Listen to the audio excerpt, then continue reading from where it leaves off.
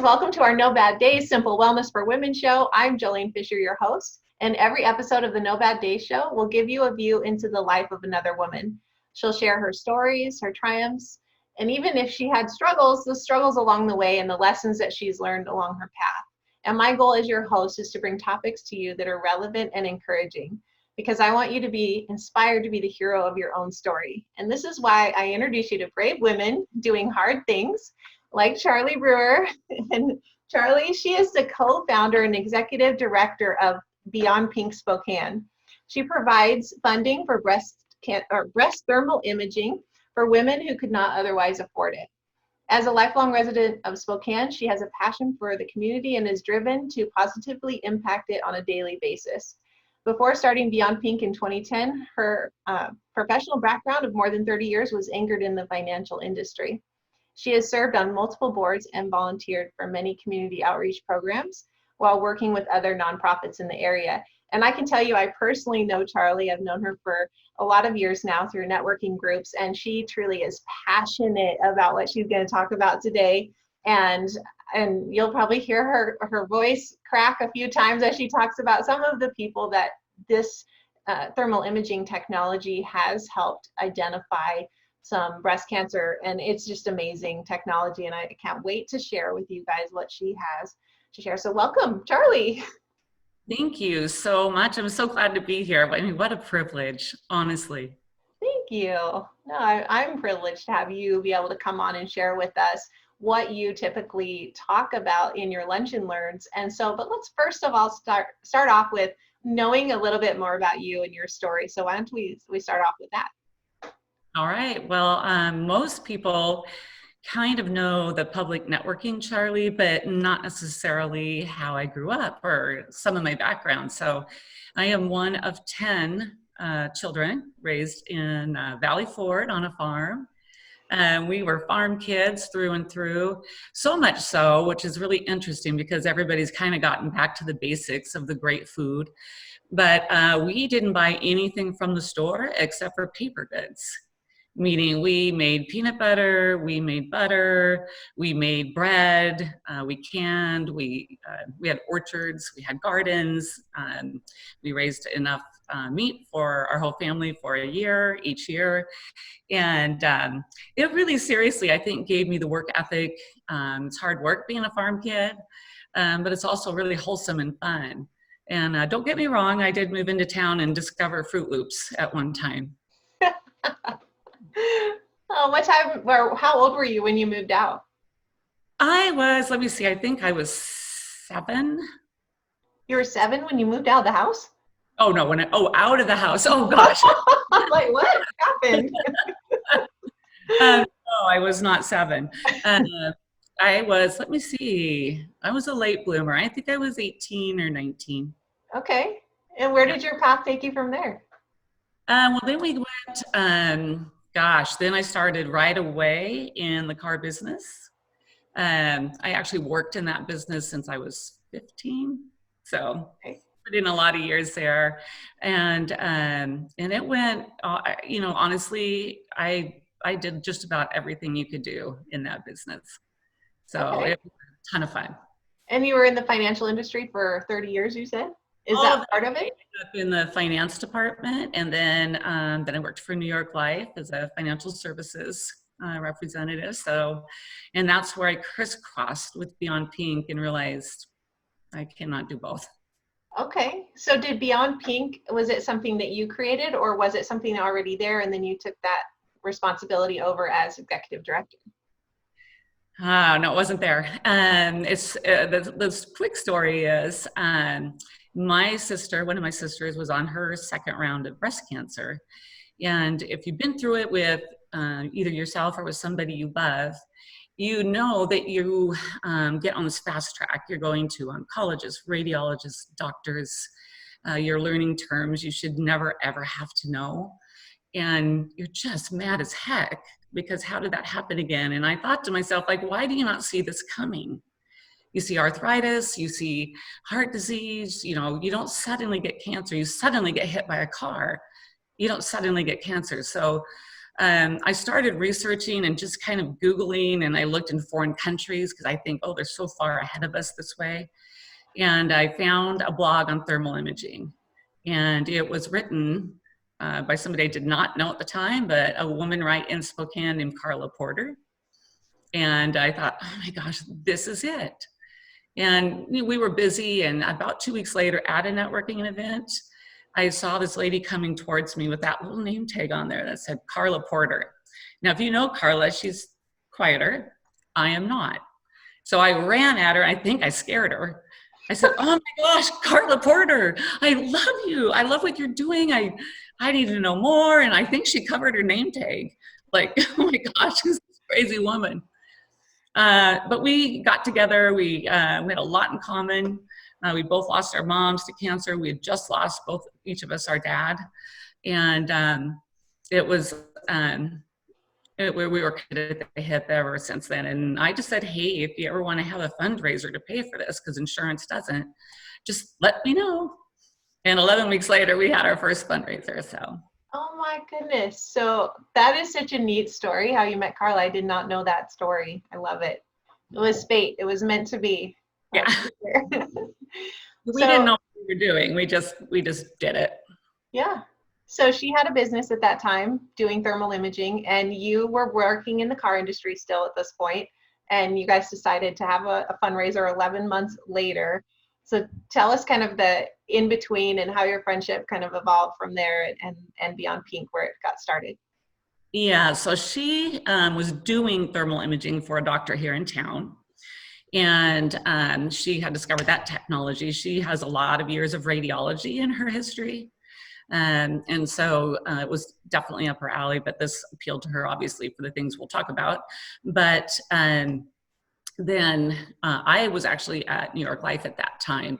So we kind of got together. We had a group of little vagabonds that said, we'll help you. We were like, okay, we talked to the YWCA and said we weren't a charity. We were just two girls. And we talked to them and said, we want to raise this money. We want to, if we make any money, and we didn't know, we'll give it to you. And they're like, okay. And we got through our first fundraiser. We made like $13,000. Yeah, I mean, we had everything there. We had a raffle and vendors. We just threw everything at it. And we gave the YWCA that money, and they called about 3 weeks later and said, you know what, we just do not have a mechanism to fund strictly thermal imaging. We're just not set up that way. Why don't you get your 501c3 and we'll give it back to you? And I'm like, well, how hard could that be?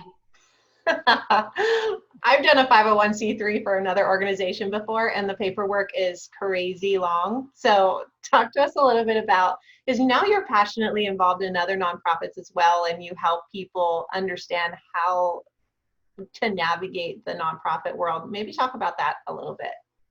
Yes, well, I've had a few people, maybe 15, have me come speak about how to start a nonprofit, how to run that. And I have a passion for all of those people out there doing good work.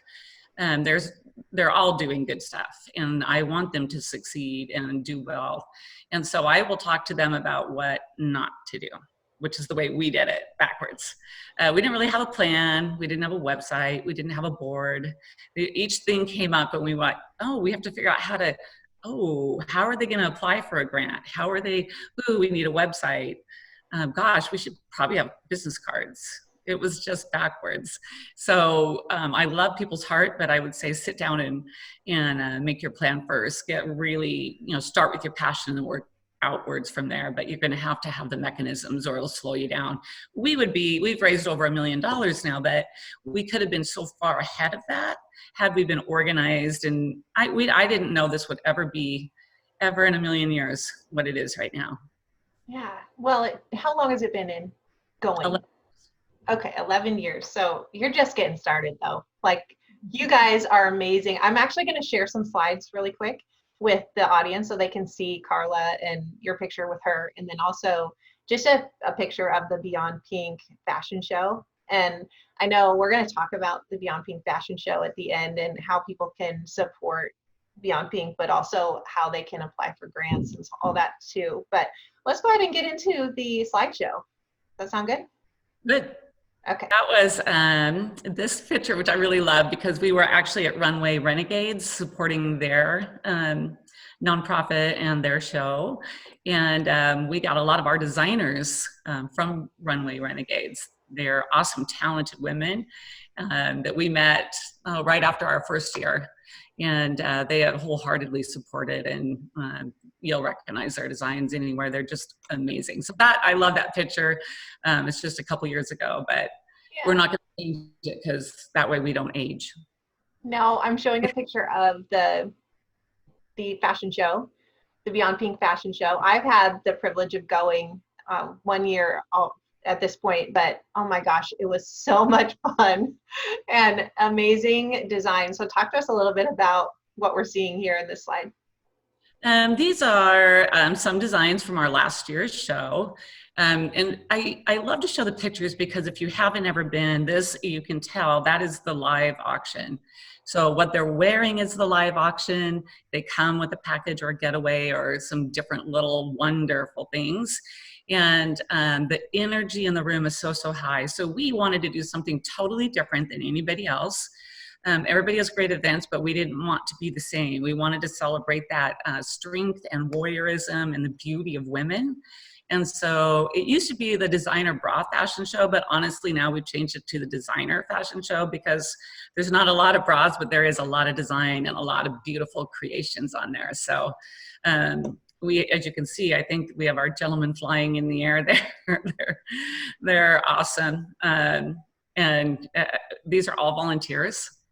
They all donate their designs. These are just people that have regular jobs, and but they have a passion for what we do, and they show up year after year. Look at those pictures for a second and look at how fantastic they are. I mean, not only did we have great photographers, but we have amazing people on our stage. Awesome. So that's in the red there with the cat is Nicole Mishke. It is? What is she doing? A backflip? Kind of. Her husband is flipping her actually on the side. Oh, I can't even see him. Isn't that a fabulous picture? That is so fabulous. This year, and we're crossing our fingers that we are COVID-free, 10/10/2020. That's our event this year. Yeah, it is an amazing event on all levels. Just the not only the live show, but just the other part of the auction, the food, the people you see. It's like all of Spokane shows up for this event.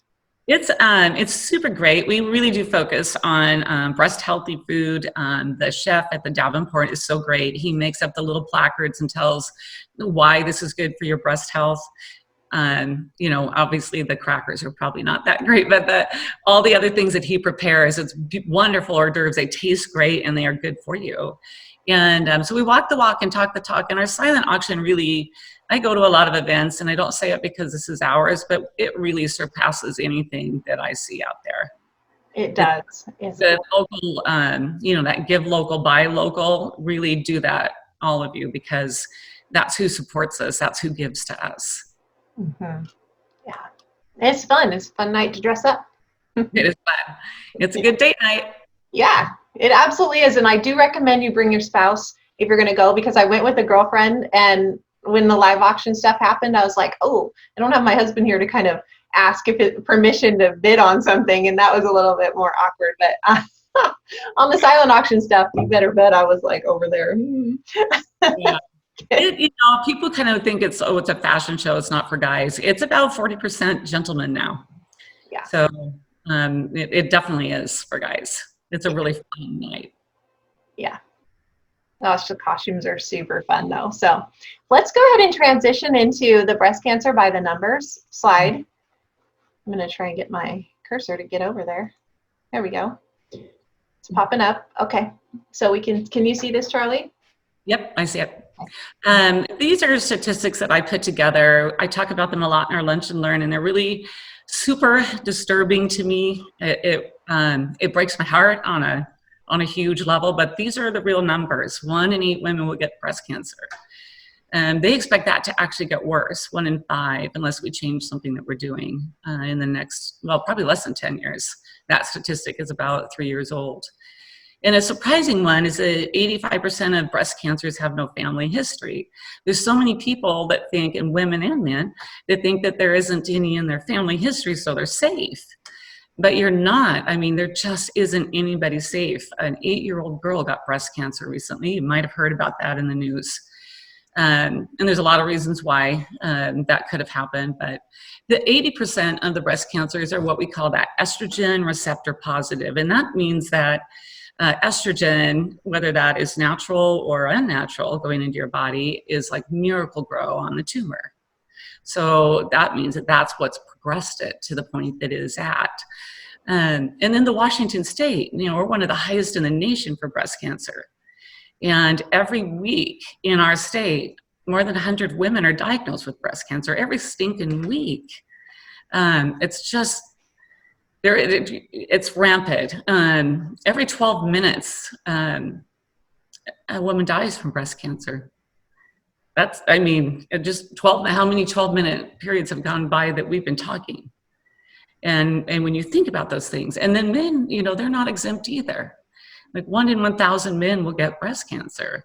It's, and then that's escalating. We have all of the things in our environment that are creating all this toxic things going into our body. 252,000 more than that in the United States are diagnosed with breast cancer. And of those, more than 48,000 die.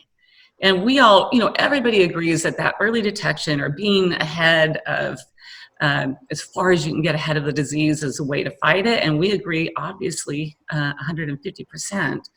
But in our system, they don't even start screening you till you're 40, 45, or 50, depending on what model your doctor is following. And insurance won't cover anything screening before that. And of that 48,000 women, almost half of them are under the age of 50. So we're just missing the boat completely. There's a huge thing. We have a campaign called Save Our Daughters because thermal imaging starts at age 20. And that gap between the 20 and 40, it's huge. We find so many high-risk thermograms in there, and we find cancer in a lot of it, a disturbing amount of it. We know it's not working the way that our conventional track is going, and especially if you're under 40. But even if you are, a lot of women have denser fibrous breast tissue.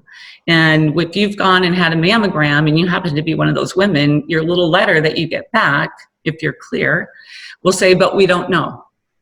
You seem to be clear, but we can't quite see through the tissue because of you have that denser fibrous breast tissue.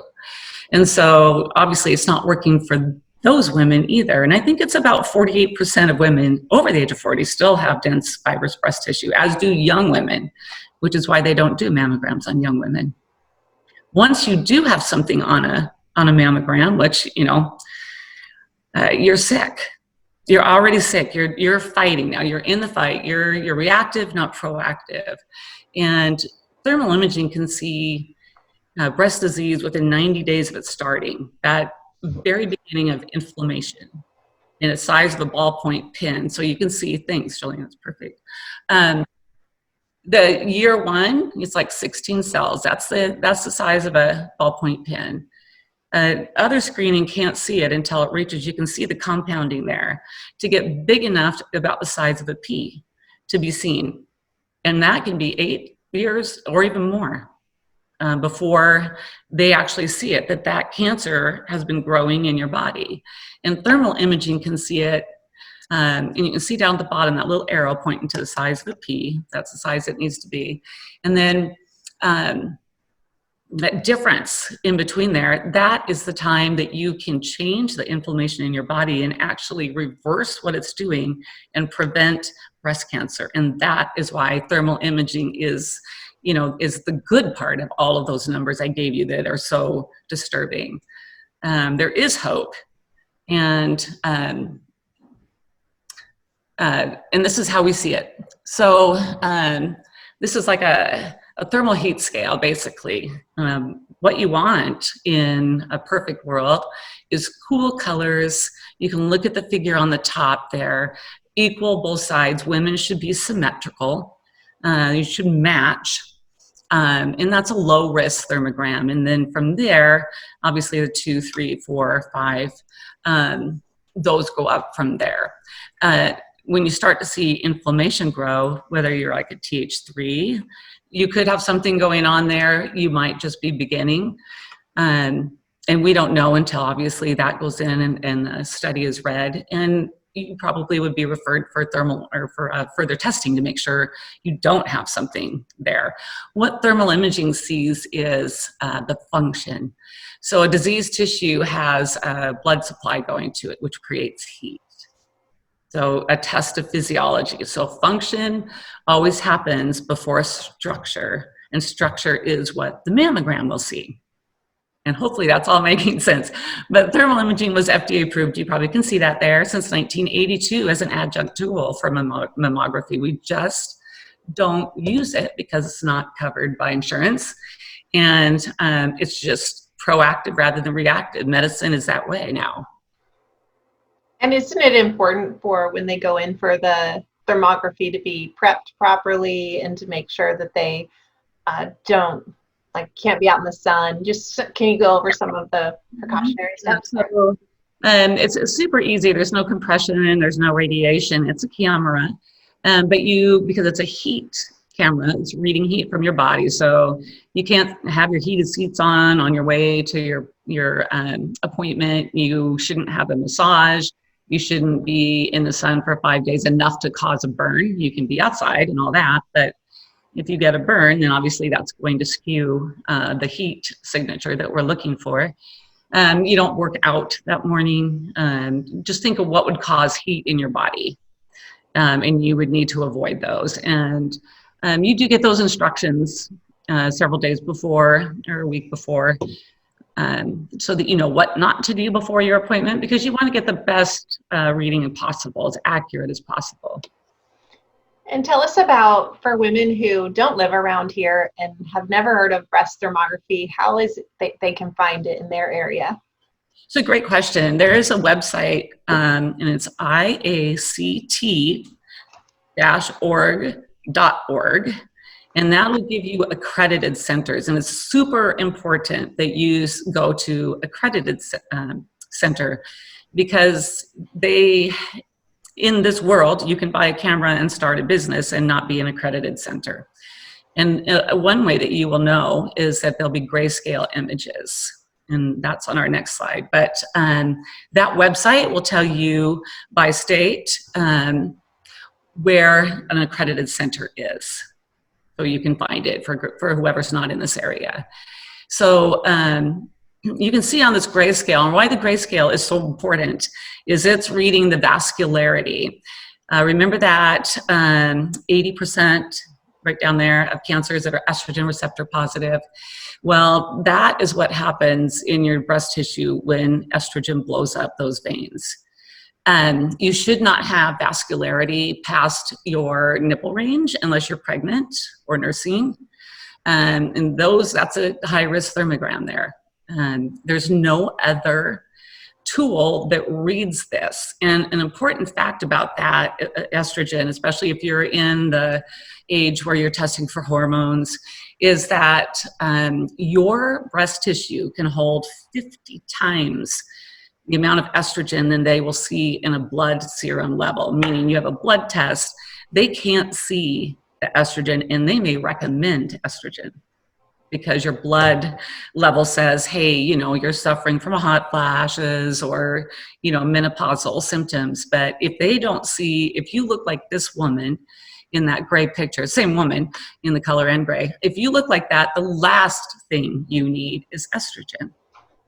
And so it's such an important tool and so underutilized. But an accredited center will have the grayscale images along with the color images. It's a good way to know. So the darker shading here, go back to this. The darker shading is the vascularity increases? Is that the white on this one, the white, all of that is veins. Darker is actually a cool, better area. That's probably one of the better areas of her scan.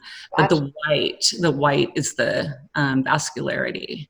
And we'll have over on this one, we can see the darker colors of yellow and red is the vascularity, right? Uh-huh. Yep. And that's how, that's function. You can have those turn into kind of a weird pattern, like where you've got your pointer there, and it starts angiogenesis. It starts to circle. Mm-hmm. But, some of those are, this is a high risk thermogram here. Okay. And a high risk thermogram is considered a TH3 or higher, or is it TH4? Yeah, and it's kind of hard because we've had TH3s that went for further testing that had cancer, and we've had TH5s test and not have cancer. So we can't see the cancer. What we can see is the function of what's going on. It'll tell you what to do. We pay for a follow-up appointment with one of our providers to go through your results, and they will either give you changes they want you to make and retest, send you for further testing. They'll talk about your lifestyle and what you're doing and how to bring your numbers back up to a safer level. So those are anything TH3 might be medium, everything else would be considered high risk. Okay.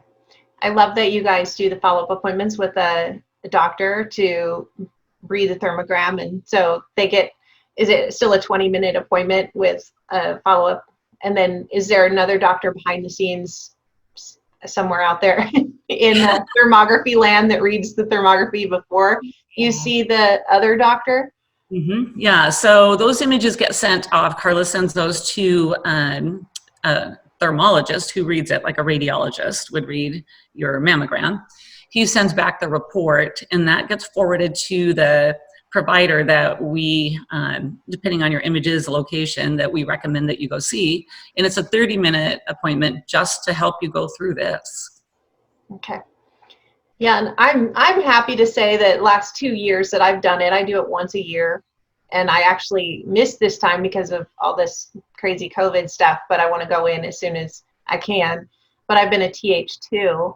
I recently I recommend this for all my clients to go in and get this done because that's just so telling, really. But a lot of people who are having trouble losing weight, which is why I typically see them, oftentimes it points back to hormonal levels being out of whack. And I think this is one of the best tools to get that conversation started with a doctor and see where they're being stuck. And then, of course, even find something else that could be going on. Well, recently we had one of my best friends went in and got her thermogram done with Carla, and she was a TH4. And I never would have guessed that based on the way she works out, the way she eats, her fitness level and everything.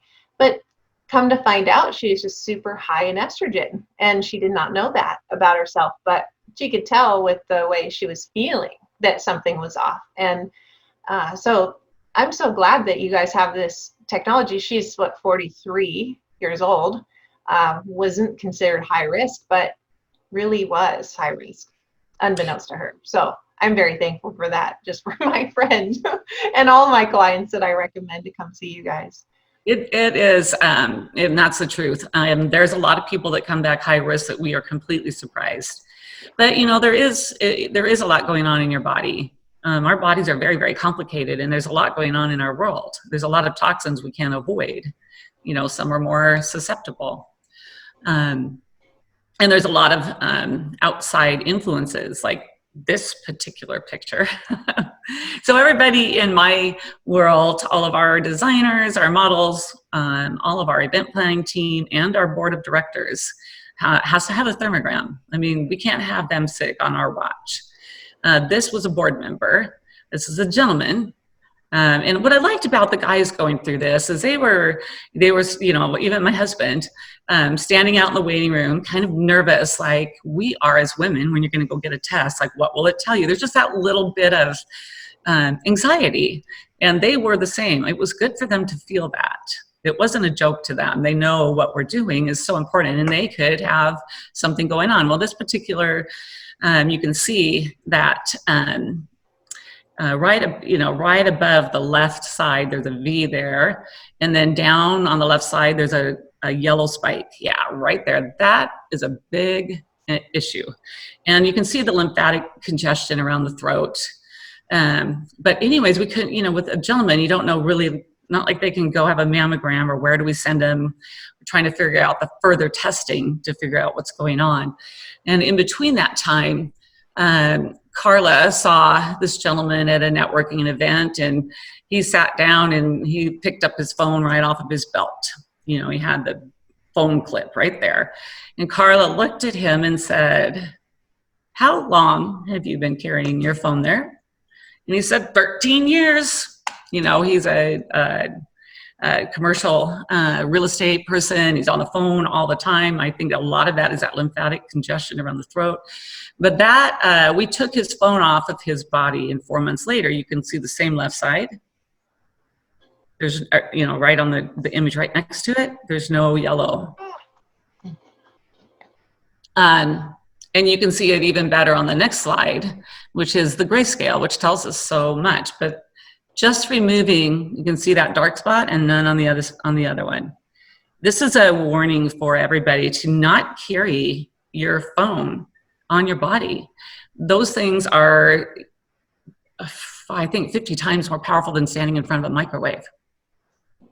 So, yeah, I recently learned about the new 5G that's coming out can actually penetrate the body even more. So, like 4G, they said, really kind of bounces off the skin and then goes in the other direction. But even with 4G, if you have it near your body for an extended period of time, it does act like a microwave, and it can penetrate the skin and change cells.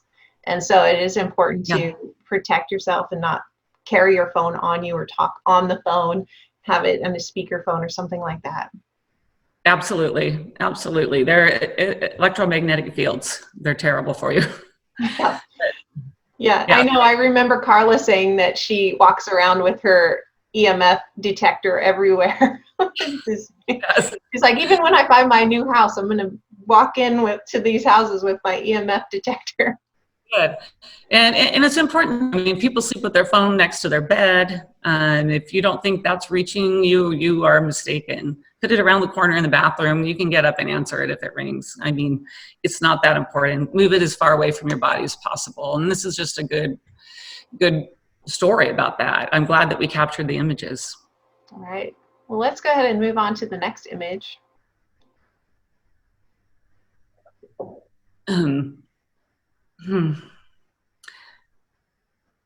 This is it's a hard one. This is my friend Stacy. I've known her for, I think, 30 years or maybe more. In about our 7th year of Beyond Pink, she had gone in. She's one of those girls that has the lumpy, bumpy breast tissue, and she felt maybe a new one, didn't really know, could have been, and so she went in to go have a mammogram. And she told them, "Oh, I might have something going on." And they said, "Well, we need to reschedule for a diagnostic mammogram then. So we'll let you know, we'll make an appointment and, come back then." And in the meantime, she's a friend of our family. She called my sister, those two are thick as thieves, and said, "Oh yeah, blah, blah, blah. I went to get my mammogram." And my sister said, "What are you doing? Like, get in here and get your thermogram." And this is what it looked like. That is HER2 positive breast cancer, and she had a couple different kinds. So that's the fish-looking thing that you see there on both sides, and she's fighting. She went for her follow-up mammogram, or her diagnostic mammogram, and it was unremarkable, meaning nothing is found. When Carla did the breast exam, which she does for all of our recipients, it was like a 5.5 centimeter palpable mass. How could you miss it? But had she just gone for the mammogram and went home, this is a whole different story. She's still fighting. Wow. I've heard of Stacy's story now for a couple of years, so she's still going through the process. It's, yeah, she went through a double mastectomy, hysterectomy, chemo, radiation, and finally had some reconstruction, and then it's now come back as other cancers. Oh, wow. And it, you know, when people, I get told a lot that I'm really fierce and focused and motivated and kind of up in your grill about getting this. I mean, can you imagine how it breaks my heart that we were 7 years in and I never said, you got to go get one of these and I don't care what you're going to do about it. I mean, you're going. It breaks my heart. And it makes me fierce. I will get very determined to get you in because I don't want you to be a Stacy. Yeah. Tell us how people can get an appointment. People who are watching right now live in Spokane, Coeur d'Alene, surrounding areas. How can they get in and use Beyond Pink grant if they want? Tell us more about that process.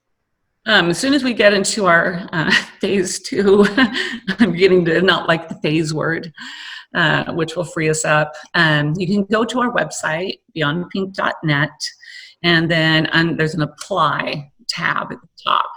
And it has a drop down, because that's also where you would apply to be a designer or a model or a volunteer, but it'll say for your thermogram. Super, super easy. The grant sounds like it's complicated, but it's not. It's easy questions. Who are you? A little bit about you. Who's your doctor?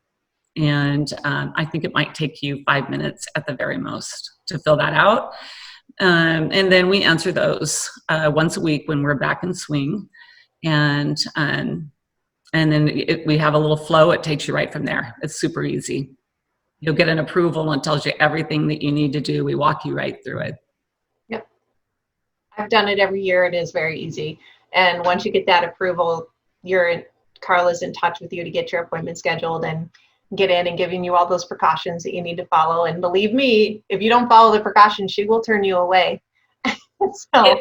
It's so important to get a good reading. It's so important. Mm-hmm. So yeah, she has, you showed up with, what do you mean you had your car seat on all the way in here? So yeah. That's great. All right, we're going to see the last slide. Let's talk about this. This slide just compares. A lot of the time we get the question, the difference between a mammogram and a thermogram. And this is a comparison of what the pictures look like, why they're different. I mean, obviously in the mammogram picture, you can see structures. Where the white arrow is, that is not cancer or it's a calcification. It's not a tumor. And you can see why things can get confused for trying to read these. The other one, you can see how it's kind of spiculated, has those little things coming out from it. That's cancer. And so that's what it looks like when you actually have a mammogram. Most of us don't actually see our pictures unless we do have cancer. You go, you have your mammogram, you leave, and they send you a letter, hopefully.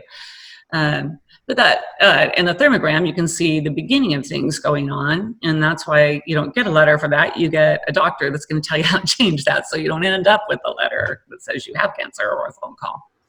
Right. But that's the difference. So that structure and function, we kind of talked about that earlier. But the function, the physiology happens first, and that's why this tool is so amazing. Yeah, it is. We had a question on Facebook. So Lauren Warwick asked if the Apple Watch was something to be concerned about.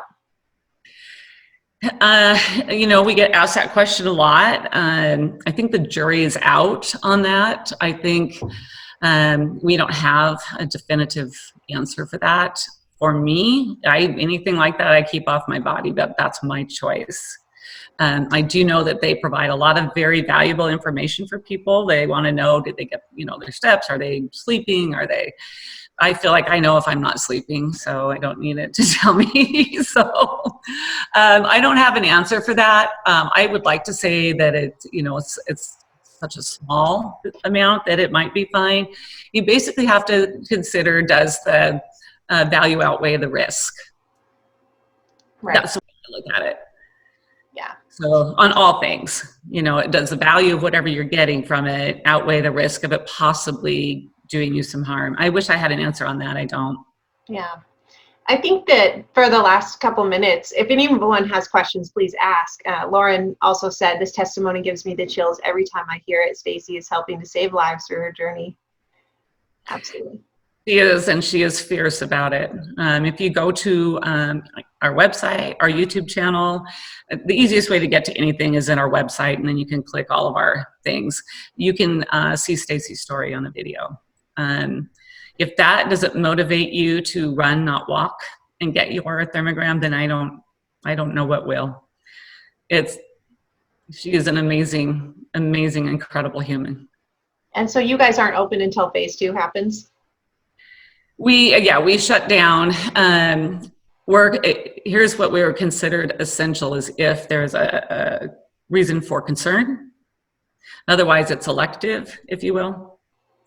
But we're ready. We're ready. I think it's coming. If it's not next week, it's the next week. Okay, that's great.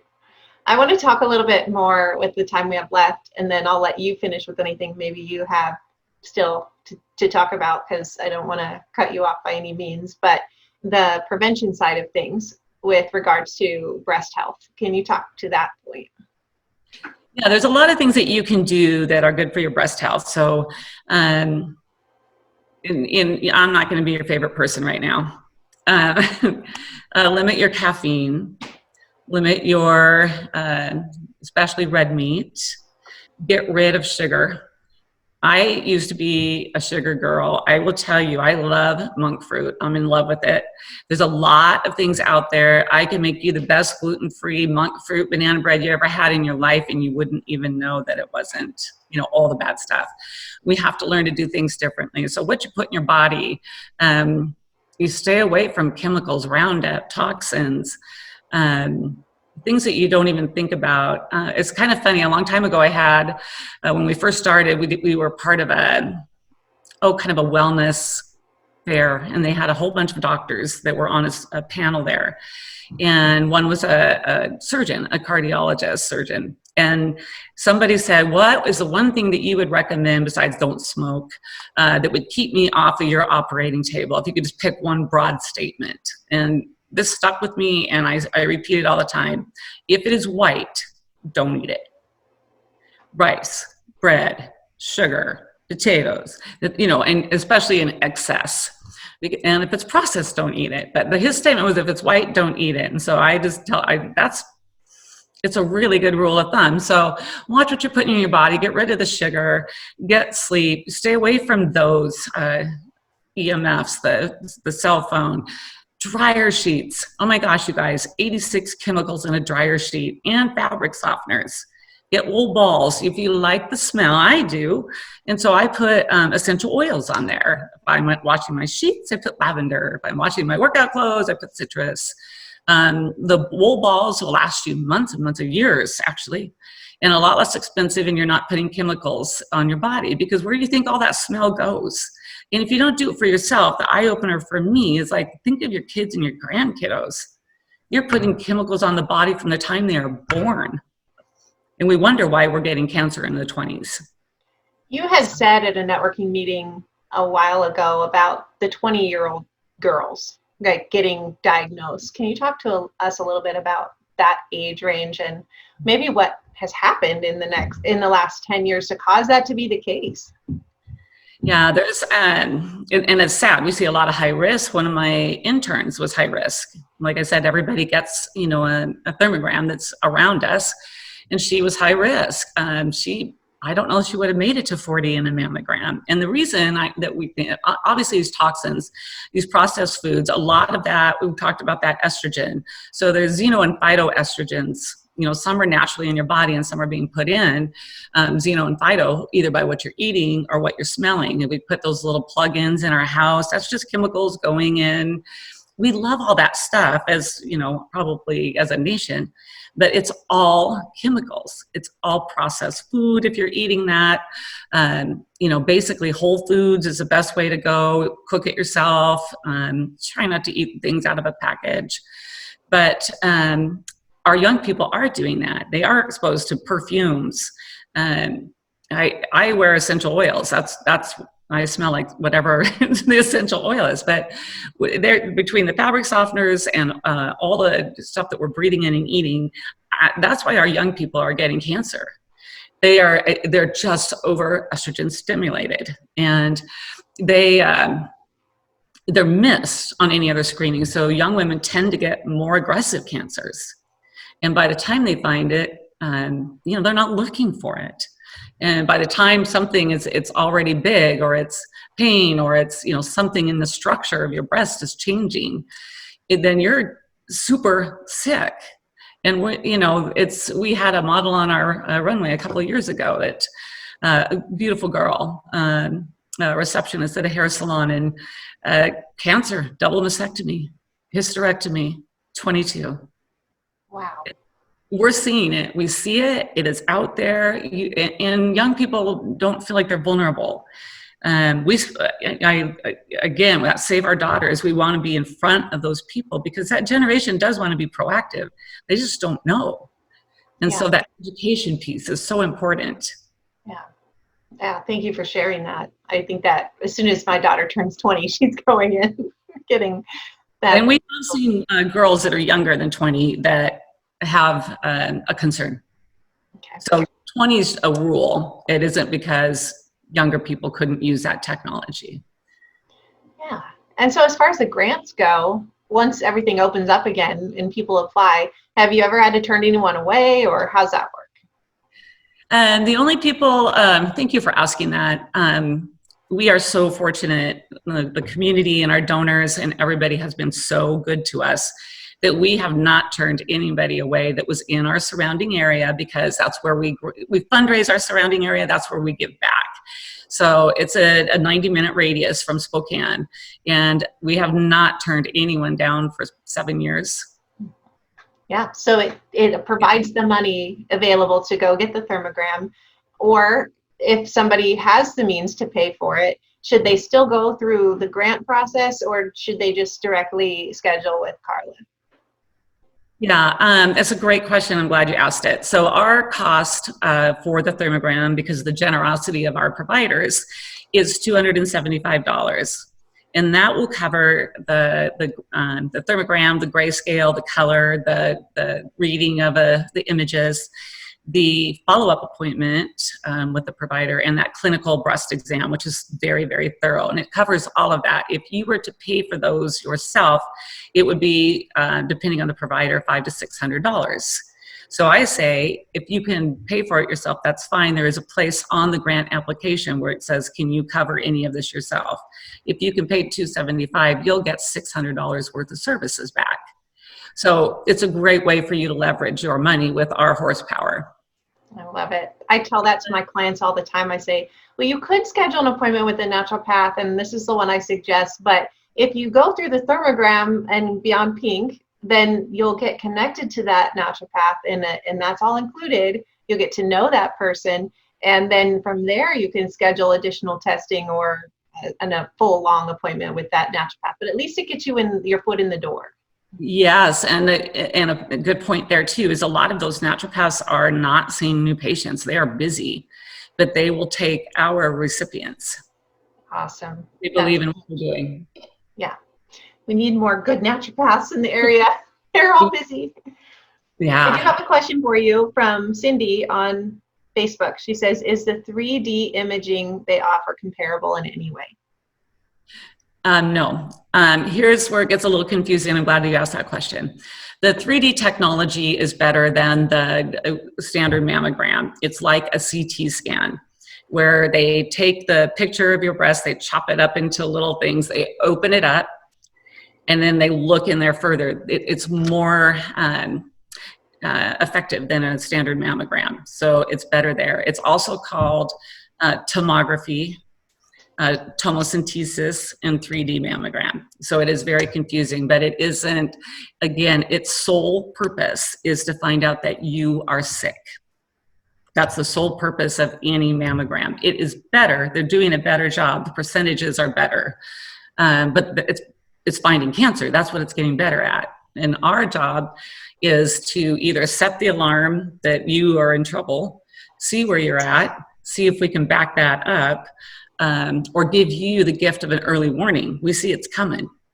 And if you don't change something, a lot of people will go have their thermogram and then they don't change anything and they come back the next year. And you got to be able to be willing to give up what's making you sick. Right. So. Yep. And that's where I can come in as a health coach too, is coach people through those processes, because I am wholeheartedly holistically based, just like you were saying, all the preventative measures, those are things that I 100% can stand by too. Well, we don't have any other questions at this time, but I want you, Charlie, to think about anything you might have left out, or at this point, I didn't ask you a question that led you to think about something, but if there's something else you want to say, this would be a great time. I always have so much to say. So, I really, first off, grateful to this community. I wake up grateful every day that we are allowed to do this, that we have the opportunity to do it, that this community has supported us. And because of that, I mean, we go against the grain. We are a two-woman wrecking ball, and a lot of people don't love us because we are what they feel kind of counter to what they are. So the thing I will say is that no one test is worth your life or your breast health. And so, you don't build a house with just a screwdriver. Use all the tools. This technology sees what nothing else does. They see what we don't. In a thermogram, I cannot tell you where in that tissue that problem is, because we're reading it from the top. So I think it's important for people to know that use all the tools. We do not say don't have a mammogram. Sometimes people say that. We do that, but we don't. Everything has its purpose. And we just come first. We should be your first line of defense. And start early. Yeah, absolutely. You have daughters, you'll be surprised what you see. And you know what? You're going to go to a lot of people. I do have people say they're scared to go get their thermogram. And you will leave enlightened, empowered, educated, and you will go take better care of yourself, because looking at your own image like that does something to you. You realize, oh my gosh, I can change something. All the other medicine in the world, you're trying to find out that you're already sick and throw a pill at it. Well, that's not changing anything. So conventional medicine, I get asked that a lot. Why don't they support it? Because they don't know what to do with it. You can't cut it out and you can't medicate it. Yeah, that's the crux of the issue right there. Another question that came to my mind was, when somebody gets a reading on the thermogram that then sends up a little bit of an alarm, what is the next step for that person? And then subsequent steps from there typically?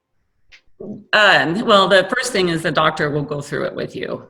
So typically if you're 40 or up, they're going to talk about what are you eating, check your hormones, your hormone levels, see what's going on, what are you on. A lot of people come in that are on standard hormones, Premarin, those types of things, which never should you be on synthetic hormones, ever. And so they're going to find out what's going on in your life. They're going to tell you what to change. And that's the beautiful part, is that you get to go, I'm going to go change these things, and this is going to help me change that outcome in my thermogram. So the next step would be to see the doctor and follow that doctor's recommendation. We grant 1 grant a year for 2 for people that need our fully funded grants. But we have doctors call us and say, hey, I need this girl to come back in 3 months. And we honor that. Our doctor, we're on the phone with our doctors all the time. Wow. So let's say that doctor's appointment was like, okay, now it's time to go a step further. Is that the mammogram at this point? Further screening would probably be recommended. Mm-hmm. Okay. I mean, we would love them to be able to go straight to an ultrasound. Okay. It just doesn't happen in this community. Radiologists kind of control what happens next. But we would love it to go straight to an ultrasound, but further screening would be recommended to see, make sure that there isn't something they can see there right now. Okay. Yeah. That's kind of what I was getting at, is that there's the kind of a process that at least in Spokane they take, but in other communities it can be completely different, right? Mm-hmm. Yeah. There's like in Arizona, thermal imaging is really prevalent. It's, I don't know why, maybe just a little bit more in control of things over there, but and they go straight to ultrasounds. It's obviously no radiation or compression, which most of us would want to do. Well, you're getting a lot of love on Facebook, and so I think we've answered all the questions that have come in at this point. And I just so appreciate you being here today. We're at the top of the hour already. That just went by so fast because we had. That was fast. I knew I could talk for an hour. It was great. I really appreciate all this information because I've heard it several times, but it's still good to hear it again and to solidify that as soon as the phase 2 happens, I'm getting in. Can we already apply for a grant though now and just get in line for those appointments, or is you saying wait? I would wait. Our grants are good for 60 days. So if for some reason something gets, unforeseen, fouled up in the phases, I wouldn't want it to expire on you. Not that you couldn't reapply, but that's just, it's just kind of easier for you.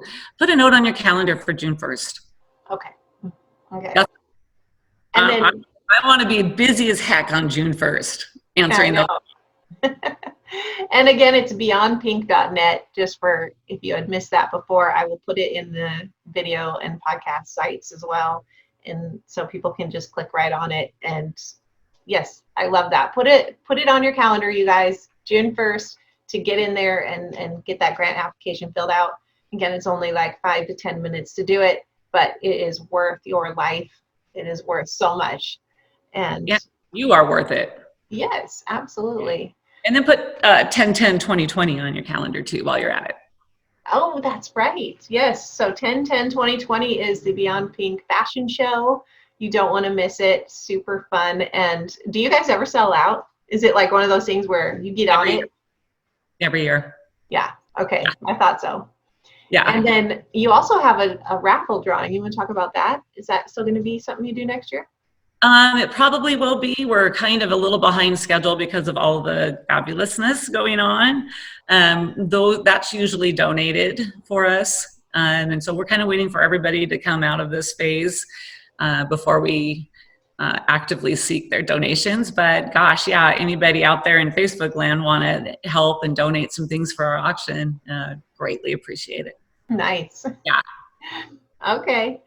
Well, Charlie, we thank you so much for being here. And if you guys are watching the replay and you have questions, please ask them in the live feed to this, and I will be posting the video later this week. Awesome. Thank you so much for having me. You probably saved a few lives today. Oh, yes. That warms my heart. I hope so. Thank you. Yes. Thanks, Charlie. Have a great day.